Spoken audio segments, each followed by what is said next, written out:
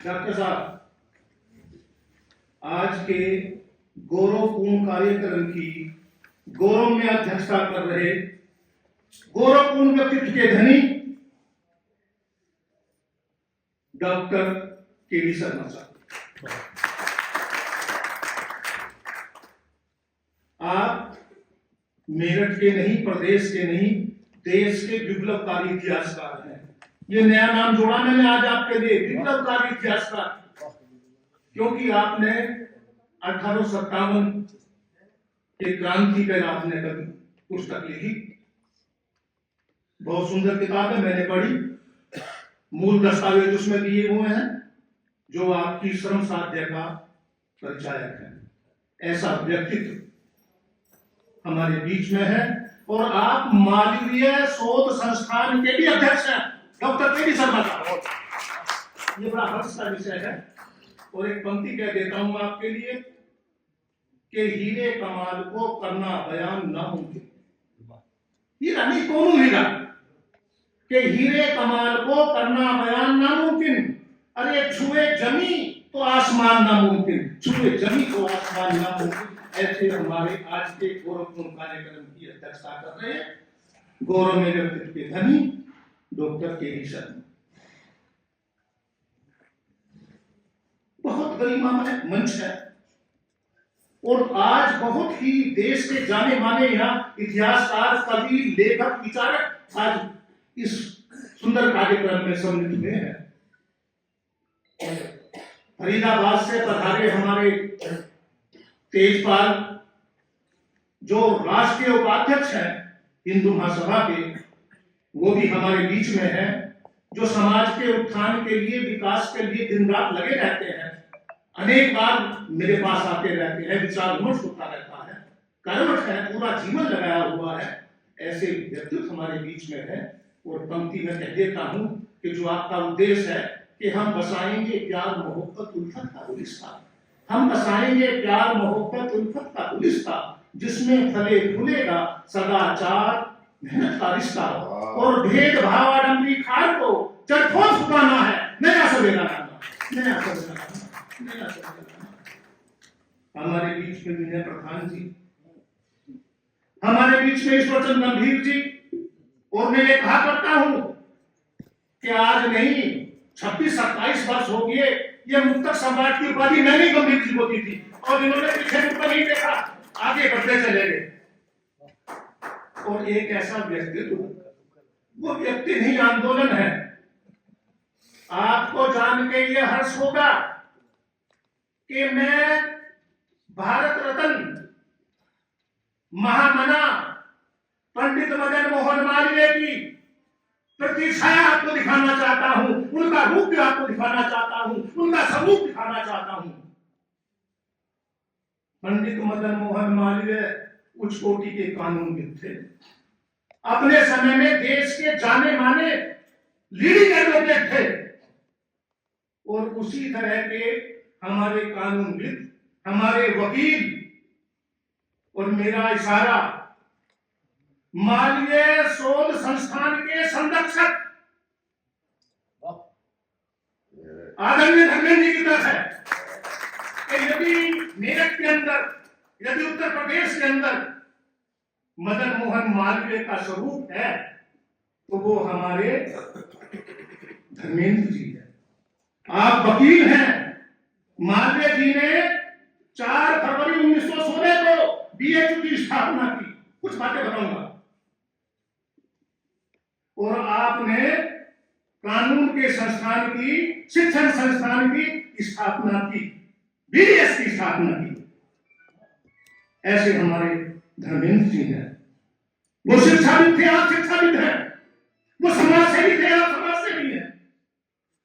वो देशभक्त थे, आप देशभक्त हैं। मैंने आपके विचारों को, अभी मैं तो 1 घंटा पहले आ गया था, विचारों को सुना। वही सूझबूझ, वही विचारों में पहनापन, वही देशभक्ति की भावना मुझे आपके अंदर नजर आई। और पंक्ति कह देता हूं, जैसा आपका व्यक्तित्व देखा कि तेरा अखलाक देता है पता तेरी बुलंदी का।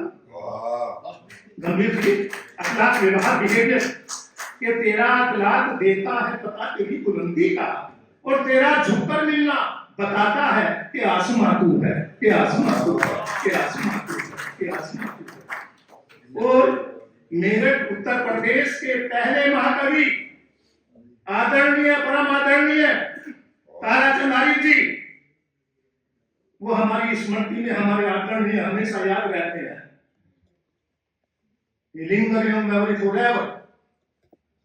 ऐसे महामना के ऐसे सुयोग पुत्र सुंदे सुमन, ये मेरा छोटा भाई आज हमारे बीच में है, वीर रस का कवि है, देशभक्त कवि है, ये बड़ी प्रसन्नता की बात है। मंच का इतना सुंदर संचालन कर रही तो हस्तियां, और मैं बताना चाहता हूं कि डॉक्टर जितेंद्र कुमार त्यागी, इनको मैंने नजदीक से देखा, इनकी कार्य, और इस जिले का हापुड़ का श्रेष्ठ विद्यालय का आपको पुरस्कार मिला हुआ है। आपके विद्यार्थी राष्ट्रपति पुरस्कार से सम्मानित हैं, नेशनल अवार्ड से सम्मानित हैं, लेकिन काम क्या है? एक लगन है, रात दिन। ये पहला प्रधानाचार्य है कि जो गरीब बच्चों की फीस अपनी सैलरी में से देता है, गरीब बच्चों को कपड़े बनवाता है, गरीब बच्चों को जर्सी मुझसे बटवाई, उसको बुलाया, जर्सी बटवाई। ऐसा व्यक्तित्व हमारे बीच में यह मौजूद है। और उस कोटि के पत्रकार भाई रविंद्र राणा, हाँ मेरी तरफ देख ले कि खींचो न कमानों को, नरेश कहाँ है, दोनों के लिए एक साथी, कि खींचो न कमानों को न तलवार निकालो, खींचो न कमानों को न तलवार निकालो, अगर तोप मुकाबिल हो तो अखबार निकालो। हमारे दूसरे साथी बड़ा अच्छा संचालन आप कर रहे थे, कर्नल साहब की बात आपने सुनी, बहुत सुंदर बात कही। तमाम गणमान्य व्यक्ति यहाँ फरीदाबाद से पधारे बैठे हैं, मास्टर जैक्सन बैठे हैं, और भारत के ओर से कवि शांति स्वरूप बैठे हैं, वरिष्ठ साहित्यकार गीतकार जिनकी फिल्मों में गीत आते हैं, जिन्होंने अनेक पुस्तक गाया, तारा जी बैठे हैं, तमाम गणमान्य व्यक्ति बैठे हैं, साहित्यकार। मैं सबका नाम लेने का समय नहीं है, सभी का पंक्ति सुनाता, सभी को सुनाता, लेकिन समय मुझे थोड़ी सी बातें करनी है, और जो आप कहो वो बातें करनी है, जो आप पूछो वो बताना है। सबका अभिनंदन करते हुए नरेश जी आप खड़े हो जाओ, आपके लिए भी बड़ा काम है आपका। तेरी संध्यारे जगत में दीपक है अखबार, बहुत बड़ा पत्रकार है। पत्रकार किसे कहते हैं? पत्रकार कहते हैं जो पत्र पे रोज नियम के कार्य को नित्य लिखता हो, उसे कहते हैं पत्रकार। वो पत्रकार होता है कि नहीं है? अंग्रेजी में कहते हैं, हिंदी में पत्रकारिता, अंग्रेजी में कहते हैं जर्नलिज्म, और ये फ्रांस भाषा के जर्नल से बना है, जिसका अर्थ होता है हिंदी में कि नित्य के रोज के कार्य को नियमित रूप से करना, नित्य के कार्य को करना, उसको लिपिबद्ध करना, वो जर्नलिज्म होता। ठीक है? कि इस अंधियारे जगत में दीपक है अखबार। भाई तारा जी, हाँ, इस अंधियारे जगत में दीपक है अखबार, चहुराह दिखाए आपको, आंख कर रखे चार, आंख कर रखे चार। तो ये इतने बड़े पत्रकार हैं। आपने 24 साल दैनिक जागरण में काम किया, और आप अनेक पत्रकार समाचार पत्रों का संपादन कर रहे हैं, पत्रिका निकाल रहे हैं, अलबेली मेरी सहेली निकाल रहे हैं। तो ऐसा व्यक्ति हमारे बीच में है। अगर एक कंप्यूटर देता हूं, फिर बात शुरू करूंगा। अगर जागते रहे कलम के सिपाही, ये मैं महामना के स्वरूप को भेंट कर रहा हूं। अगर जागते रहे कलम के सिपाही, अगर जागते रहे कलम के सिपाही, तो मुमकिन है मिट जाए तबाही, तो मुमकिन है मिट जाए तबाही। वो हमें सोचना पड़ेगा, वो हमको जानना पड़ेगा। आप सबको नतमस्तक होकर के आपका सम्मान करते हुए और अपनी बात प्रारंभ कर रहा हूं। आज बहुत ही हर्ष उल्लास का विषय है कि आज पूरा देश भारत रत्न महामना पंडित मदन मोहन मालवीय की जयंती को हर्षोल्लास के साथ मना रहा है। आप उच्च कोटि के देशभक्त, स्वतंत्रता संग्राम सेनानी, पत्रकार, 5-5 अखबार निकाले बताऊंगा, उच्च कोटि के पत्रकार देश के, कानूनविद, लीडिंग एडवोकेट रहे, बड़े बड़े जज इनकी सलाह मांगने आते थे। अंग्रेजी जमाना था, ए और ह्यूम जिन्होंने कांग्रेस की स्थापना कराई थी, वो इनकी सलाह लेते थे, अंग्रेज इनकी सलाह लेते थे, इतने बड़े। और कहा करते थे कि भारत में इतनी तीव्र बुद्धि का व्यक्ति दूसरा देखने को नहीं मिलता। मदन मोहन मालवीय के बारे में परधर्मकता 1885 में 27 दिसंबर को कांग्रेस की स्थापना होगी और उसका अधिवेशन 1886 में अधिवेशन हो रहा था। वहां पंडित मदन मोहन मालवीय जी पहुंच गए और जो उन्होंने भाषण वहां दिया उससे प्रभावित होकर के काकेलकर के राजा रामपाल सिंह ने अपने यहां निमंत्रण भेज दिया और आग्रह किया कि आप आइए और मेरे यहां अखबार निकालिए। थोड़ी सी बात बीच की ओर बता दूं कि सभाओं में रहे 25 दिसंबर की हम बात कर ही रहे हैं। तीनों का जन्म 25 दिसंबर को हुआ, एक का 9 बजे हुआ, एक का 7 बजे हुआ और इनका करीब 2:30 बजे हुआ लगता, लेकिन तारीख वो 25 दिसंबर मानी गई। 25 दिसंबर 1861 को इलाहाबाद प्रयागराज में एक निर्धन अपितु स्वाभिमानी परिवार में मदन मोहन मालवीय जी का जन्म हुआ। पिता ब्रजनाथ व्यास जी कथावाचक थे, कृष्ण के बहुत बड़े उपासक थे। माता मूला देवी धार्मिक विचारों से ओतप्रोत थी, बहुत कम पढ़ी लिखी थी और मोहल्ले में ही हरिदत्त देव शास्त्री जी की पाठशाला थी। सभी जानते हैं, आप भी जानते हैं, शर्मा जी बैठे हैं, अध्यक्ष भी है, आप भी जानते हैं।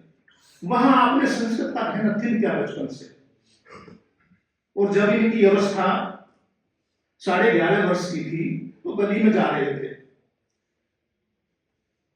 एक कुत्ता, ये छोटी सी घटना में बता रहा है, इनके विचार शुरू से एक कुत्ता पड़ा हुआ था, वो घायल था और कीड़े उसके अंदर पैदा हो गए, वो कीड़े काट रहे थे, उसको पीड़ा हो गई थी, वो रो रहा था, चिल्ला रहा था। सैकड़ों आदमी उधर से गुजर गए, किसी ने उसको ध्यान नहीं दिया। लेकिन ये 11.5 वर्ष का बालक मदन मोहन उधर से गया और उस कुत्ते को देख करके व्याकुल हो गया, पास में दौड़ के गया। वैद्य जी पास में थे, कहने लगे ऐसे ऐसे कुत्ता। वो वैद्य जी भी बहुत ही कोमल हृदय के व्यक्ति थे, सह हृदय थे। कहा तो दवाई ले जाओ, जख्म पे लगाओ।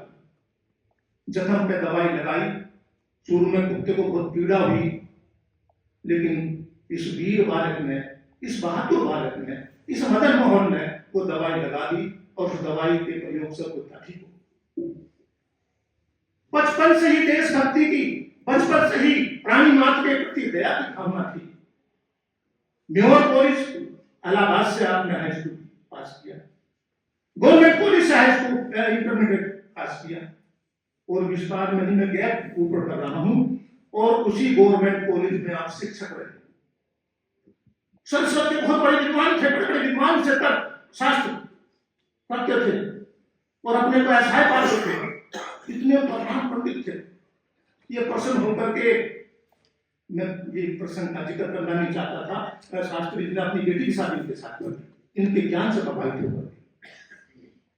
जब ये पढ़ते थे गुरबत थी, माता मूला देवी अपना कड़ा गिरवी रख करके फीस देती थी और कथा से जो पैसा आता था उससे छुड़ा लेती थी। ऐसा अनेकों बार हुआ।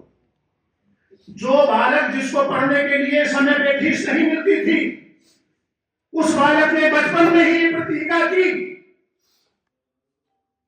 कि मैं बड़ा होकर के एक ऐसा विश्वविद्यालय कायम करूंगा जिसमें भारतीय दर्शन, सभ्यता, संस्कृति की शिक्षा के साथ साथ विश्व की अनेक भाषाओं की शिक्षा प्रदान की जाएगी, ये प्रतिज्ञा बचपन से की थी। कि साथी की मोहब्बत में दिल साफ हुआ इतना, ये महामना के लिए है।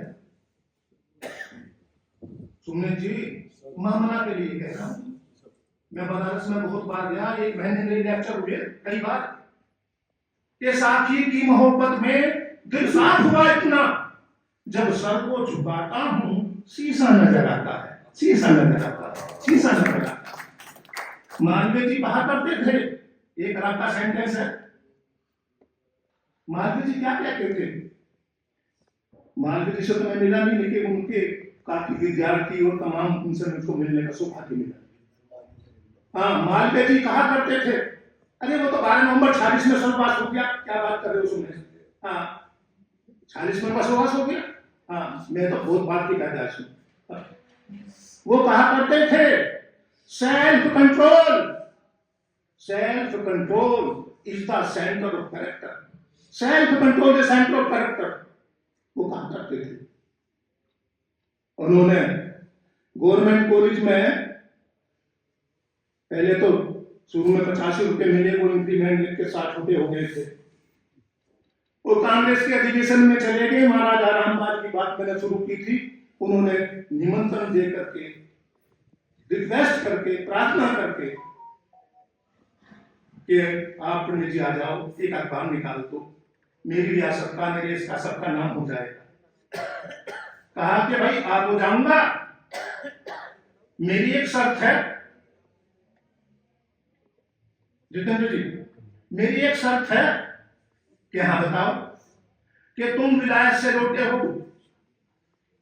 मदिरा पान करते हो, मीट मच्छी खाते हो और विलायत की मेल से शादी करके लाए हो, मैं आप हो जाऊंगा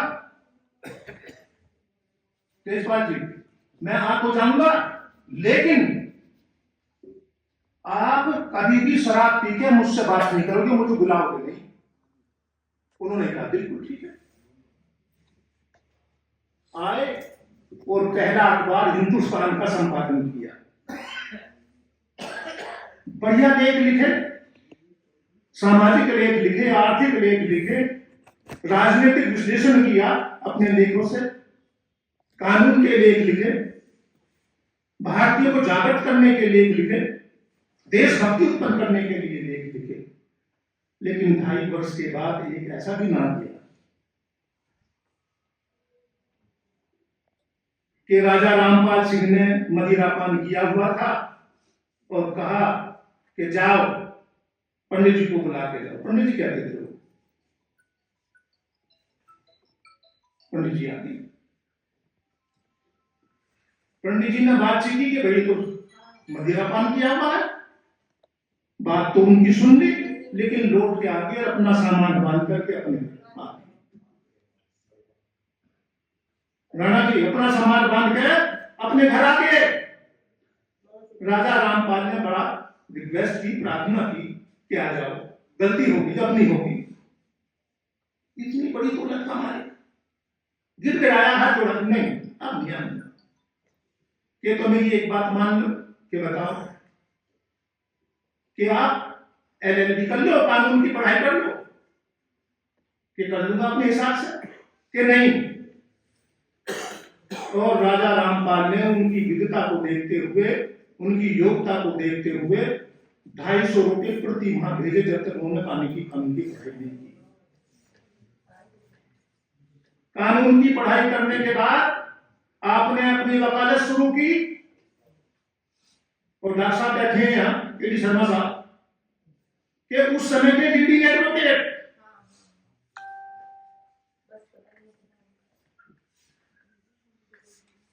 पूरे देश में उनकी ख्याति फैल गई, धन की थी परिपूर्ण की बढ़ी, काफी पैसा कमाया। लेकिन उन्होंने जो बचपन में प्रतिज्ञा की थी कि मैं एक शिक्षण संस्थान का निर्माण करूंगा जिसमें भारतीय सभ्यता, संस्कृति, शिक्षा पर विशेष महत्व दिया जाएगा, कि नूर की एक किरण, नूर कहते हैं ज्ञान को, विज्ञान को, प्रकाश को, रूह को, आत्मा को, रूह एजुकेशन, कि नूर की एक किरण जुल्मात पे भारी होगी, नूर की एक किरण जुल्मात पे भारी होगी, अरे रात उनकी ही सही सुबह हमारी होगी, सुबह हमारी होगी, सुबह हमारी होगी। और उसका प्रतिज्ञा करके आपने वकालत भी छोड़ दी और जो पैसा था वो सब इकट्ठा करके बीएचयू की स्थापना के लिए वो पैसा संग्रह करके यूनिवर्सिटी के लिए खाते में डाल दिया। क्या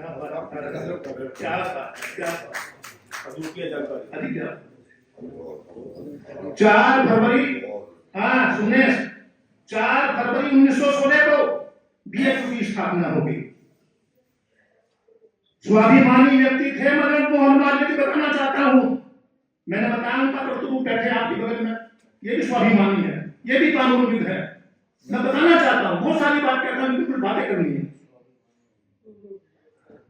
अपने लिए कभी जीवन में कुछ किसी से ऐसा नहीं माना, अपने लिए कहीं झुके नहीं, कभी हाथ नहीं फैलाया, लेकिन बीएचयू के लिए, बनारस हिंदू यूनिवर्सिटी के लिए, अभी जितेंद्र जी ने कहा था कि वो सफेद वस्त्र धारण करते थे, चंदन का टीका लगाते थे और छोड़ी कहते थे, सैकड़ों एग्जाम्पल मेरे मन में कौन रहे, लेकिन एक बात बता, बलदेव बिरला ने कहा गए पास में, भाई इतने बड़े आप धन्ना सेठ हैं, कुछ दान करो, इतना बड़ा पैसा आपके पास है, कह रहे दान करूंगा, लेकिन दान मैं गंगा जी में करूंगा। कोई पंडित गंगा जी में खड़ा होकर के, छाती छाती पानी में खड़ा होकर के, और मैं उसको दान दूंगा। इस चुनौती को स्वीकार किया महामना भारत रत्न पंडित मदन मोहन मालवीय, और जाकर के उस जमाने में 1 लाख का चेक उन्होंने दिया, वो स्वीकार किया, बीएचयू का नाम छोड़ दिया। आपने एक बात कही थी, मेरे दिमाग में तो सैकड़ों बात आपने के समय इतनी इजाजत नहीं देता, एक बात आपने कही थी कि निजाम के पास चले गए, खजाना भरा था, आपको पता है, समाज को पता, खजाना भरा था नवाब का, पूरे देश की दौलत जमा थी हैदराबाद में। पंडित मदन मोहन मालवीय चले गए कि यूनिवर्सिटी के लिए कुछ दीजिए। मैं जो बात आपने कही वो नहीं दोहराना चाहता। उन्होंने कहा ये कौन आ गया है, तिलक लगा रखा है, धोती फैला रहा है, इसको निकालो। लोगों ने समझाया कि अरे ये देश के बहुत बड़े विद्वान हैं। उन्होंने कहा नहीं, और अपनी जूती उतार के उसमें डाल दी। ये बताना चाहता हूं कि अब जूती का क्या प्रभाव पड़ा। आपने 2 लाख की बात कही थी, नहीं, जो मैं बताता हूं उसको सुनिए, जो मैं बताता हूं उसको सुनिए। आप जूती की नीलामी कर दी, 15 दिन का समय दे दिया ताकि सूचना रात को भी पहुंच जाए। हेडिंग लिखवा दिया अखबार में, अबू धाबी ने हेडिंग निकलवा दिया, अबू धाबी अखबार निकाला, उसके बाद 1960 से अखबार शुरू करा अबू धाबी, उसमें निकलवा दिया हेडिंग में नवाब की जूती नीलाम होगी। मैं उसका तो हिंदुस्तान अखबार था, वो तो बंद कर दिया, हेडिंग निकलवा दिया। नवाब के पास कुछ सूचना गई, तिल मिला गया, कहने का बुलाओ, सह सम्मान बुलाओ, पंडित जी को बुलाओ। बुलाया गया, क्या चाहते हो, मुझसे गलती हो गई है कि विश्वविद्यालय बना रहा हूं, उसके लिए सहयोग कीजिए।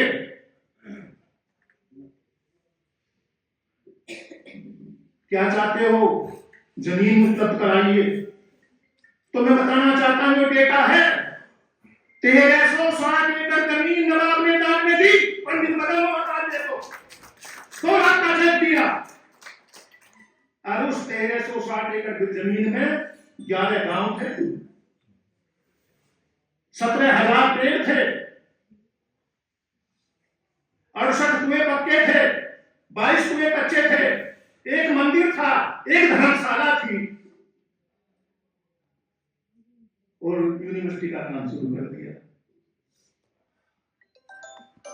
एक प्रसंग और छोटा सा, समय की भी देखनी पड़ेगी क्योंकि लोग और भी हैं, थोड़ा सा बता दो उनको भी आऊंगा। आप चलो संक्षेप करता हूँ, शोध करता हूँ।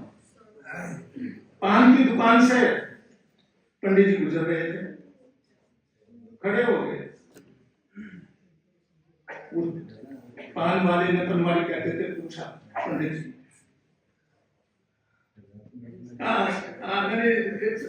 हमारे संघर्ष से मुस्कुरा रहे हैं, इनकी जानकारी नहीं पसंद। हाँ, क्या कुछ दीजिए, आप ही दे दो कि क्या अनुभूति। हाँ, तो उसने निकाल कर पूरे की वो कमाई होती पंडित मदन मोहन मालवीय जी के हाथ पर होती। मैं ये बताना चाहता हूं कि उस समय 4 फरवरी 1916 को विद्यालय शुरू हो गया। मैं बताना चाहता हूं कि चित्तूपुर पास में मिला गया, आप गए होंगे, मैं तुम्हारे यहाँ भी हूं। उसकी जमीन आ गई वहां, वो त्राईमान करने लगे, आंदोलन करने लगे। महामना ने कहा इसकी आवश्यकता नहीं पड़ेगी, आप सब बताइए, अपना विवरण प्रस्तुत कीजिए, अपनी जमीन लिख के दीजिए, कहां कहां किस किस की जमीन है।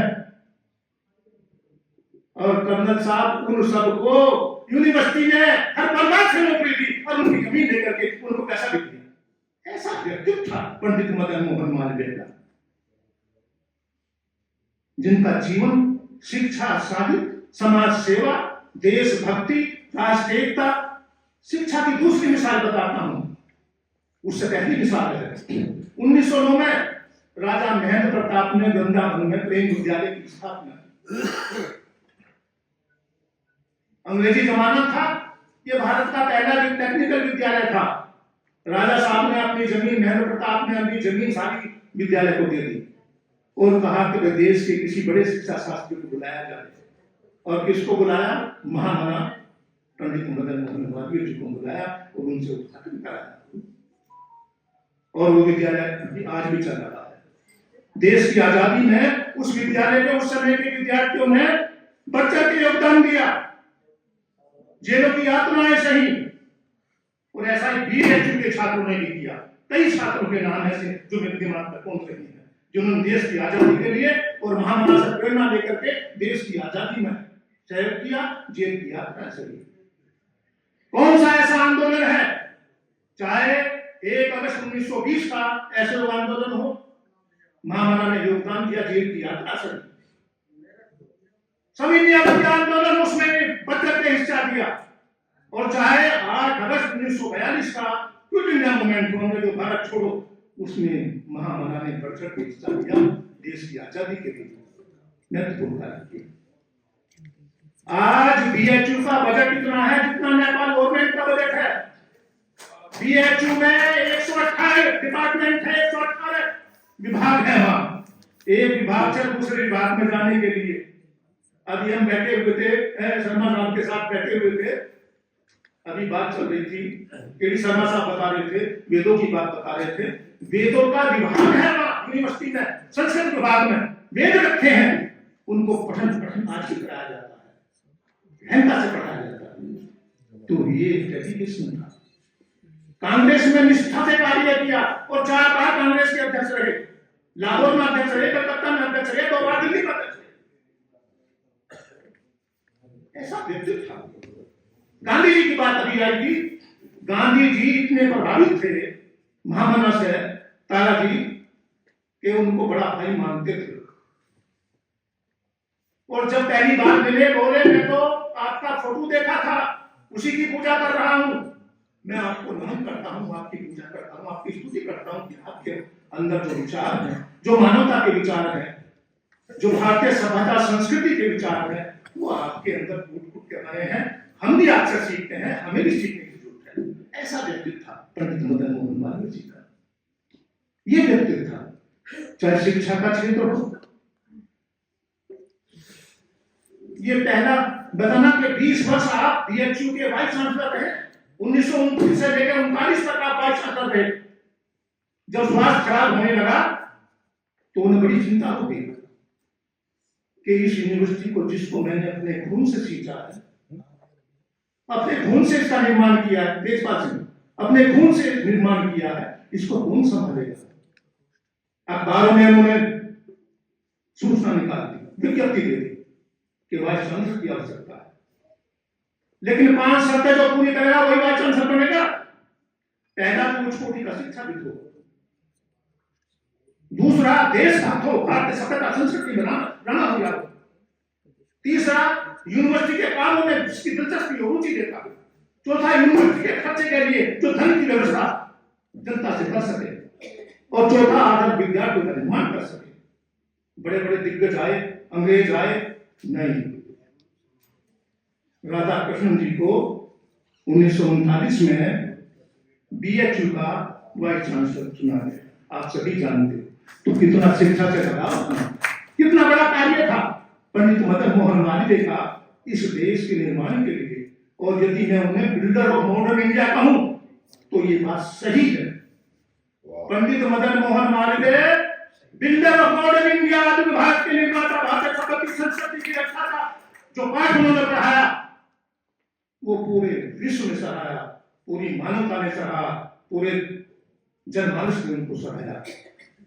एक दफे वो शाम को छात्रावास में जाते थे, बड़े बड़े छात्रावास थे, विद्यार्थियों को देखते थे और कहते थे खूब अध्ययन करो, स्वाध्याय करो, व्यायाम भी करो और दूध पियो। छात्रावास में एक विद्यार्थी मिट्टी का चूल्हा बना रखा कमरे में, उसको दूध गर्म कर रहा। 1 मिनट का प्रसंग, 1 घंटे 5 सेकंड का। वहां बुलाया, क्या कर रहे हो? ये इतना सुंदर कमरा है, आपने धुएं से भर दिया इसको? कि मैं तो श्रीमान जी दूध गर्म कर रहा हूं। कि नहीं, उसमें 5 रुपए का फाइन लगा दिया। 5 रुपए बहुत होते थे, उन्होंने कहा कि मेरे तो है नहीं 5 रुपए का फाइन लगा दिया, छोड़ा दिया, उसे कोई नहीं बदलेगा। और लौट के आ गई। फिर अपने एक शिक्षक के हाथ से 5 रुपए भिजवाए कि उसको दे दियो, जमा कर देगा। ऐसा हृदय। एक विद्यार्थी की अटेंडेंस शॉर्ट होगी, उसके फादर की डेथ होगी, बताना नहीं, विस्तार में जाना नहीं चाहता। संकाय अध्यक्ष ने कहा परीक्षा में नहीं बैठ सकते। वो डरते डरते महामना के पास पहुंचे कि ये बैठना चाहता हूं कि मेरे प्रश्नों का उत्तर दे। संस्कृत का श्लोक पढ़ा, विद्यार्थी ने भी श्लोक में उत्तर दिया। कहने लगे ठीक, परीक्षा में प्रथम श्रेणी है। अनेक विद्यार्थियों की यदि किसकी एप्लीकेशन चली गई, एक भी एप्लीकेशन प्रार्थना पत्र ऐसा नहीं रहा यदि किसी ने फीस मांगी थी, एप्लीकेशन भेजी है, सबकी फीस मांगी। ऐसा व्यक्ति, ऐसा विद्या प्रेमी, ऐसा पत्रकार आप देखिए 5-5 अखबार निकाले, राजा रामपाल का हिंदुस्तान, लेकिन भावना अपनी व्यक्त की। अभ्युदय अखबार निकाला 1907 में, पूरे देश में अपने लेखों से जागृति पैदा कर दी। लीडर अखबार निकाला अंग्रेजी में 1909 में, जागृति पैदा कर दी पूरे देश के अंदर। अंग्रेज भी उनकी ज्ञान का, विद्वता का लोहा मानते थे।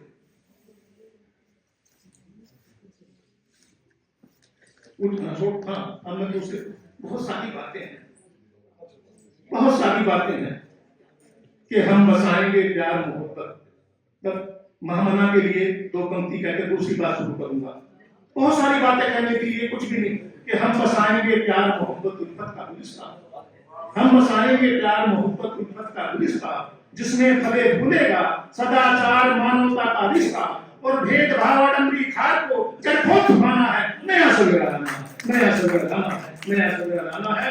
और ये नया सवेरा आएगा, महामना, भारत रत्न, उच्च कोटि के वक्ता, देशभक्त, पत्रकार, राजनीतिक कुशल विचारक, सहृदय व्यक्ति के उदाहरण, कानूनविद और आदर्श व्यक्तित्व पंडित मदन मोहन मालवीय जी के विचारों पर चल करके हम एक आदर्श भारत का निर्माण करेंगे। और हम चल रहे हैं। ऐसी ऐसी महामूर्ति हमारे बीच में डॉक्टर के डी शर्मा जी मालवीय शोध संस्थान के अध्यक्ष बैठे हुए हैं, संरक्षक यहाँ बैठे हुए हैं हमारे। ये तो बिल्कुल मालवीय जी की प्रतिमूर्ति है, जागृत मूर्ति मैंने अभी ये बात कही। अटल बिहारी वाजपेयी एक ऐसा नवयुवक 25 दिसंबर 1924 को जन्म हुआ। भाई अब हेडिंग की बात करनी पड़ेगी, हेडिंग की कर दूंगा, आप भी सोच हेडिंग की कर दूंगा।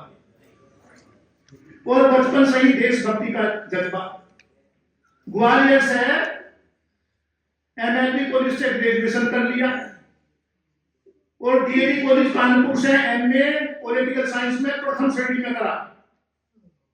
और डॉक्टर साहब बैठे मुस्कुरा रहे, कमरा नंबर 3 में रहते थे डीएवी कॉलेज के। और शर्मा जी एक महत्वपूर्ण बात के बाप बेटे दोनों साथ साथ पढ़ते थे, एक ही हॉस्टल में रहते थे, स्टोव पे उसको पाटा बस खाना बनाते थे, वो जमाना था। अटल बिहारी वाजपेयी उनके फादर एक हॉस्टल में रहते थे, पढ़ाई करते थे, साथ साथ खाना बनाते, ऐसा नहीं था। राष्ट्रीय स्वयं से जुड़े हुए प्रचार के कार्य किए। 1951 में श्यामा प्रसाद मुखर्जी और साथियों ने मिलकर के जनसंघ की स्थापना की। मैं बताना चाहता हूं कि उस समय जनसंघ की स्थापना में सुमने जी अटल बिहारी वाजपेयी भी थे। जब जनसंघ की स्थापना है 1951 में हुई क्या नहीं हुई, हाँ, तो इतना बड़ा देशभक्त थे, विचारक थे। और यदि मैं ये कहूं कि उस कोटि के वक्ता, प्रखर वक्ता, हिंदी साहित्य के कवि, उनकी कविताओं के 3 वॉल्यूम का संग्रह मेरे पास है। कोमलकांत पदावली का यदि प्रयोग किया है तो अटल बिहारी वाजपेयी ने हिंदी कक्षाओं में किया है। मैं बताना चाहता हूं, देश की आजादी के लिए अपने भाषणों से प्रेरित किया है तो अटल बिहारी वाजपेयी ने किया। पत्रकार वीर अर्जुन अखबार निकाला, 5 जन्य अखबार निकाला कि नहीं निकाला, अनेक राष्ट्रवादी पत्रिकाओं का संपादन किया, किसका नाम लूं? ये खूबी थी अटल बिहारी वाजपेयी की। और अभी वो जिक्र आया था, पोखरण का जिक्र किया था कि 11 मई को पोखरण में 98 में परीक्षण हुआ, परमाणु परीक्षण हुआ। पूरे दुनिया को चिंता हो गई, उसने आलोचना भी करी लेकिन परवाह नहीं करी और 13 मई को दूसरा परीक्षण कर दिया और भारत को परमाणु शक्ति संपन्न बना दिया अटल बिहारी वाजपेयी। ये जज्बा था, ये सोच थी, ये देशभक्ति थी, ये डेडिकेशन था। हिंदी भाषा के प्रति यदि किसी आंदोलन को आगे बढ़ाने का काम किया है तो वो काम किया है माननीय सम्माननीय हमारे आदरणीय 3 बार प्रधानमंत्री रहे अटल बिहारी वाजपेयी जी ने काम किया। यूएनओ के अंदर 1977 में,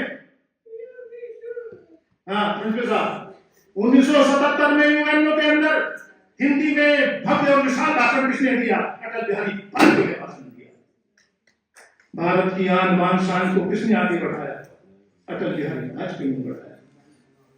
कि अमन के चिराग जलाओ यारो, अमन के गंभीर जी पानी पी लो, कोई बात नहीं। अमन के चिराग जलाओ यारो, मोहब्बत का पैगाम फैलाओ यारो। भाई ये मैं महामना की जो प्रति आपको समर्पित कर रहा हूं कि अमन के चिराग जलाओ यारो, मोहब्बत का पैगाम फैलाओ यारो। हम सब भाई भाई हैं, क्यों ध्याने की बकरी छाई है, सबका करो मान सत्कार बंदगी। आपने बातचीत में ही बात की थी कि सबका करो मान सत्कार बंदगी। अरे 4 दिन की है जिंदगी, अच्छे कर्म कर जाओ यारो, अमन के चिराग जलाओ यारो, मोहब्बत का पैगाम फैलाओ यारो। हर मानव का करो मान सम्मान, जो आप कर रहे हो, हर मानव का करो मान सम्मान, सभी को मिले शिक्षा न्याय ज्ञान। नर नारी है एक समान, नर नारी है एक समान, बच्चा बच्ची में हो स्वाभिमान। अरे छोटे बड़े का भेद मिटाओ यारो, अमन के चिराग जलाओ यारो, मोहब्बत का पैगाम फैलाओ यारो, अमन के चिराग जलाओ यारो, मोहब्बत का पैगाम फैलाओ यारो। ये अटल बिहारी वाजपेयी, देशभक्ति भी थी, हिंदी भाषा के प्रति लगाव भी था और भारतीय सभ्यता संस्कृति को आगे बढ़ाने का जो झंडा उठाया वो आखिरी दम तक उन्होंने बुलंद रखा। तुमने तेरे लिए पंक्ति के शहीदों के खून से सींची गई ये क्यारियां, ये हमने लिखा कि शहीदों के खून से सींची गई ये क्यारियां, अरे ये वतन उन्हीं का है जो लुटा गए जवानियां। शहीदों के खून से, ओजी जी, के शहीदों के खून से सींची गई ये क्यारियां, अरे ये वतन उन्हीं का है जो लुटा गए जवानियां। मरते दम तक झंडा ने झुकने दिया, मरते दम तक तिरंगा ने झुकने दिया, अंत में प्रणाम मांगने वतन को किया। अरे वतन की शान को बढ़ाओ यारो, अमन के चिराग जलाओ यारो, मोहब्बत का पैगाम फैलाओ यारो, अमन के चिराग जलाओ यारो, मोहब्बत का पैगाम फैलाओ यारो। बहुत लंबी बात है, उनके जीवन की बहुत सारी घटनाएं मेरे दिमाग में कूद रही हैं। भाई शिक्षा भी मदन पाल जी के लिए मैंने सभी पे लेख भी लिखे हैं, महामना का भी लेख लिखा है, और प्रधानमंत्री अटल बिहारी वाजपेयी की भी मेरा लेख है, और इनके ऊपर पूरी मेरी किताब है। लेकिन आप कह रहे हो, मैं शोर में थोड़ी सी बात कहता हूं। एक बहुत ही निर्धन परिवार में, मैं कहूंगा कि मध्यम परिवार में, तारा जी भाई मदन पाल का जन्म हुआ, और मुझे ये गौरव है कि एक बार मैं उनसे मिला, अनेकों बार उनसे मिला। बचपन से ही उनके अंदर मेहनत करने की परिश्रमी स्वभाव था, और अपने परिवार का नहीं, इनके पिता स्वर्गीय आसाराम उपाध्याय जी का तो सम्मान करते ही थे, लेकिन गांव के किसी बड़े व्यक्ति ने कोई काम बता दिया तो उस काम को प्राथमिकता से करने वाले कौन थे? भाई मदन पाल। ठीक है, हाँ आप बताओ, आपके तो साथ में रहे। हाँ प्रमोद साहब बैठे, आपके साथ में रहे। किसी के यहाँ शादी हुई, डॉक्टर साहब एक बात बताना चाहता हूँ, वही शादी थी गांव में, वो कार्ड देने आ गया, कार्ड देने के है शादी है बेटी की। अब उनका स्वभाव था कहने के बताओ किस चीज की मेरे लिए, कि नहीं सारी व्यवस्था हो गई। तेजपाल जी ये सुनने की बात है कि सारी व्यवस्था हो गई, भाई गैस के सिलेंडर चाहिए 12। अरे हो जाने, मेरी जिम्मेदारी है, सिलेंडर परसों को आपके यहाँ पहुंच जाए, मेरी जिम्मेदारी है। कह दिया, कार्ड लेकर रख दिया, सिलेंडर की जिम्मेदारी ले ली। अब सिलेंडर कहां से आना, तो गांव में रह रहे थे। अब नरेश जी यहाँ मेरठ में, नरेश जी के पास फोन आया, भाई नरेश के इस तरह से 12 सिलेंडर का इंतजाम करवा दे। कि भाई पहले अभी तो करवाया था पिछले हफ्ते, कि नहीं कुछ भी हो, मैंने हाँ कर ली। वो सिलेंडर का इंतजाम घर से करवा के खुद लेके गए, और उनके यहाँ जाके टाइम से पहले, मैं नाम नहीं ले रहा, एक व्यक्ति गांव के थे, आप पहचान जाओगे मेरी बात से, कहने के साथी है। अब ये पूरे जीवन अभाव में रहे, मेहनती रहे, लेकिन स्वाभिमानी थे। 1972 में हाई स्कूल किया, 74 में इंटर किया, और 75 में बीए का पहला साल किया, 76 में फिर ब्रिटिश कर ली, फिर 77 में दूसरा साल बीए का किया, 79 में टीचर की नौकरी लगी, प्राइमरी विद्यालय में टीचर हो गई। 2 जुलाई 2007 को प्रधान अध्यापक नियुक्त होगी। मैं विस्तार में नहीं जा रहा, लेकिन स्वभाव क्या था कि किसी बच्चे को उसकी जरूरत है, उसे पैसा दे दिया। वहां पोलू बहुत चल रहे थे, गर्मी में सबके घर 5-5 किलो गुड़ बंटवा दिया अपनी तरफ से, बच्चों के कपड़े बनवा दिए, कहने के ठंड पे जूते नहीं है, उनको जूते दिलवा दिए। ये उनकी नेचर थी, सहयोगी नेचर थी, परोपकारी की नेचर थी। व्यक्ति किसी भी पद पे हो, लेकिन यदि वो अध्यात्म है, यदि उसकी कार्य प्रणाली में जान है, यदि वो मानव को मोहब्बत करता है, यदि उसके अंदर सद्भावना है, आपस में प्यार है, तो वो श्रेष्ठ व्यक्ति है, वो उच्च मानव है। और ये सारी चीज उनके अंदर थी। 10 जनवरी 1990 को पिताजी का स्वर्गवास हो गया, पिता आसाराम उपाध्याय जी का। कर्नल साहब, मैं आप तो उनके साथी रहे हो इसलिए मैं बता रहा हूं। नरेश भाई भी छोटे थे, वो परिवार की सारी जिम्मेदारी आ गई, भाइयों को पढ़ाना, बहन की शादी करना। शिक्षक वो थे, अपने जीवन की सारी कमाई समाज सेवा और भाइयों की पढ़ाई लिखाई, बहन की शादी करने में लगा दी। मेरी बात उनसे हो रही थी, मैंने कहा आपने शादी नहीं करी मदन पाल। बोला डॉक्टर साहब सही बताऊं, कहां सही बता दो, कि मुझे समय नहीं मिला शादी करने का, मैंने कुछ सोचा ही नहीं, मैं बच्चों में लगा रहा। लेकिन दूसरी बड़ी खूबी, नरेश जी कहां है, दूसरी बड़ी, आगे को आ जाओ, एक सेकंड, दूसरी बड़ी खूबी, अभी राम लक्ष्मण का जिक्र भी आपने किया, कर्नल साहब ने दूसरी बात कही, सबसे बड़ी खूबी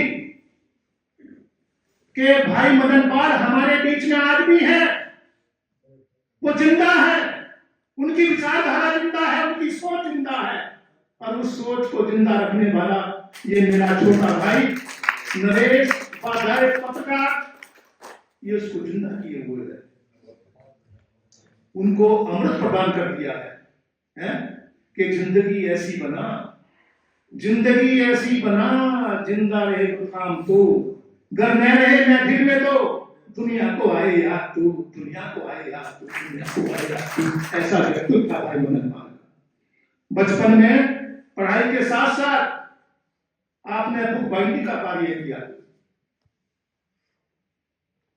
किताबों पे चित्र चढ़ाने का कार्य किया, अखबार के प्रकाशन में सहयोग दिया, और जब तक 1978 में दीक्षित प्रकाशन पे नौकरी की, गणित देवा प्रकाशन, दीक्षित प्रकाशन, और जहां भी रहे परिवार की तरह रहे। दीक्षित परिवार उनको अपना आदर्श मानता था, आज भी मानता है, कहने लगा वो हमारे परिवार के हेड हैं, मुखिया हैं, उनका सम्मान आज भी करते हैं। तो आदमी का व्यवहार है, व्यवहार कुशलता, आदमी का बिहेवियर, उसकी सोच, उसका अपनापन, उसका लगाव, उसकी सद्भावना, उसका समर्पण, उसका सहयोग, ये आदमी को, उसके व्यक्तित्व को महान बनाते हैं, निखारते हैं। ऐसा व्यक्तित्व था भाई मदन पाल का। मैंने लंबी कविता लिखी थी, एक पद सुनाऊंगा कि तू मानव नहीं महामानव और व्यक्ति महान था, कि तू मानव नहीं महामानव और व्यक्ति महान था, तेरी कर्तव्य निष्ठा से रोशन शिक्षा समाज सेवा साहित्य का जहान था, देता था संदेश अमन भाईचारे का, देता था संदेश अमन भाईचारे का। अरे तो शिक्षकों में से और सम्मान का सम्मान था, वो सम्मान का सम्मान था, वो सम्मान का सम्मान था। समाप्त कर दूं, इशारा कर दे कि हम वो दीवाने हैं भाई मदन पाल के लिए, गणेश के लिए, कि हम वो दीवाने हैं जो प्यार की कदर करते हैं, हम वो दीवाने हैं जो प्यार की कदर करते हैं। अरे भेदभाव को दफन कर मानव से मोहब्बत करते हैं। काला गोरा छोटा बड़ा, काला गोरा छोटा बड़ा, ये जालिम भेद मिटाना है, नया सवेरा लाना है, नया सवेरा लाना है, नया सवेरा लाना है, नया सवेरा लाना है। ऐसा भी अच्छा आपको चलेगी, ठीक है, मुझे समाप्त करना है। अंतिम पंक्ति पद जो है, मैं महामना के स्वरूप भाई साहब के लिए जरूर कहकर अपनी बात समाप्त करता हूँ। आज मैं आह्वान कर रहा हूँ, बहुत सारी बातें कहनी थी, बहुत बातें कहनी थी, कि इसी जमीन आपके लिए है, कि इसी जमीन से, इसी खाक से उभरते चलो, इसी जमीन से, इसी खाक से उभरते चलो, बढ़ो दिलेरो, यही से, इसी हाथ से, इसी जमीन से, इसी खाक से उभरते चलो, बढ़ो दिलेरो, अंधेरों से जंग करते चलो। सिसकती रात का ढांचा पिघलने वाला है, सिसकती रात का ढांचा पिघलने वाला है। अरे शहर करीब है, सूरज निकलने वाला है, सूरज निकलने वाला है, सूरज निकलने वाला है। और वो ज्ञान का सूरज या पीडीएस से निकल रहा है और ये प्रकांड हो जाएगा, छा जाएगा, पूरी पृथ्वी को ढक लेगा, पूरे ज्ञान का आलोक फैलाएगा, ज्ञान का प्रकाश जन जन तक पहुंचाएगा, हर विद्यार्थी में पहुंचाएगा, नए चरित्र का निर्माण करेगा, भारतीय सभ्यता और संस्कृति के झंडे को बुलंद करेगा, मानवता का संदेश देगा। है कि नहीं है? अभी वह सुबह नहीं, रात अभी बाकी है। अभी वह सुबह नहीं, जो बात आपने कही उसके याद आ गया। अभी वह सुबह नहीं, रात अभी बाकी है। अरे इनकलाब आएगा, आएगा, जरूर आएगा, जरूर आएगा, जरूर आएगा। बहुत बहुत आपका आभार। बहुत सारी बात करनी थी। संचालक महोदय को बार बार धन्यवाद देता हूँ, आभार व्यक्त करता हूँ। बहुत बहुत धन्यवाद। जय हिंद, जय हिंद, जय हिंद। वंदे मातरम, वंदे मातरम, वंदे मातरम।